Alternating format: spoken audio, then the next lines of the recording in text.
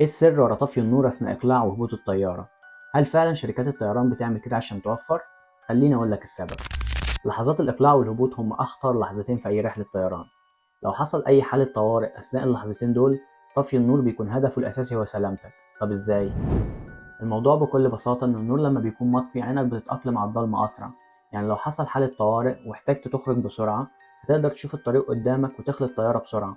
لكن لو النور كان قوي وفجأة بقى ضلمة، عينك هتحتاج وقت عشان تتأقلم، والوقت البسيط ده بيفرق في حالة الطوارئ.